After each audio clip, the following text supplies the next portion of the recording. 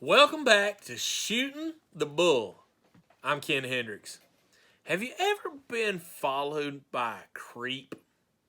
You know, you're at the gas station and there's that one guy sitting over on the other side just staring.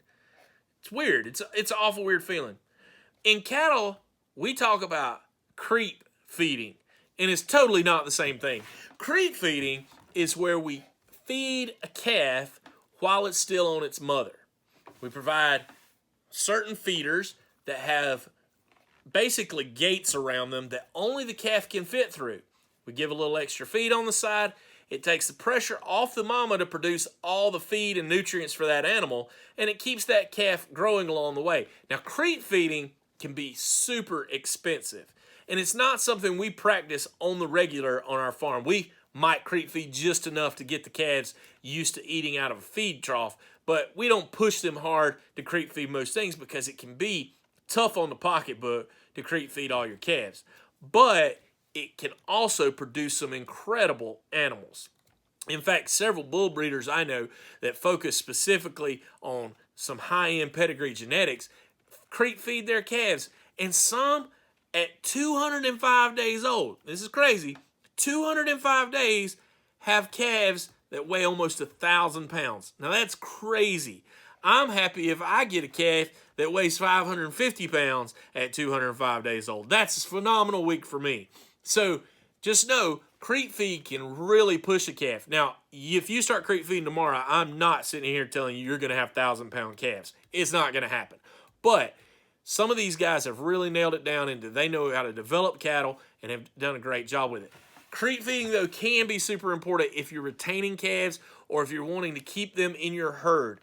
Getting those heifers through that first year, giving them some extra feed, getting them developed up to the weight you want before breeding time is a big deal and can take them a long way. Now, another thing we do is not just creep feeding feed, but we also creep graze calves, and that's something we do. Creep grazing means that you have a field connected to your main pastures, and you put up a gate that only those calves can get through. Those calves go through, they graze during the afternoon, the mamas aren't with them. The mamas can't get there. The calves come back to nurse at night. Now, a couple things you need to know about creep grazing. If you creep graze calves, there's studies that say a creep graze calf can take a mama from a net loss, because that mama's working hard to feed that calf, till she'll actually start gaining weight while nursing that calf if you're creep grazing that calf. It's a big deal. It can go from like minus 1.2 pounds a day for the mama up to a positive 0.2. That's a big difference if you're trying to get that mama back in condition to be able to be bred back as soon as possible and ready to rock and roll for next year. And that's the name of the game. You don't need open cows. You need bred cows along the way. The other thing is, creep feeding those calves can move them from gaining 1.25 pounds a day, somewhere in that neighborhood. Sometimes you can see them push 1.8 to 2 pounds a day. And if you're talking about over a 4-month difference, that's a lot of weight on a calf. And you can really move them in the right direction in a hurry. Creep feeding and creep grazing are two of the most important tools that you can learn about in the commercial industry, especially for being able to develop cattle. And creep grazing doesn't cost you very much. It costs you the land and what you have to do to keep the land up, and it costs you one really good creep gate. A few things to know about creep grazing, though, that might be detrimental.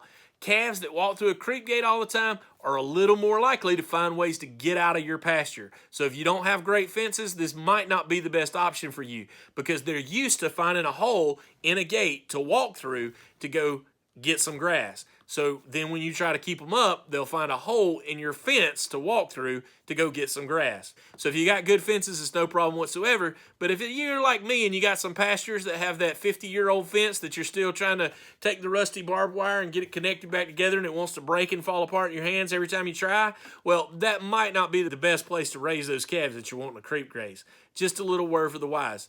This has been Shooting the Bull with Ken Hendricks. Thanks for shooting the bull.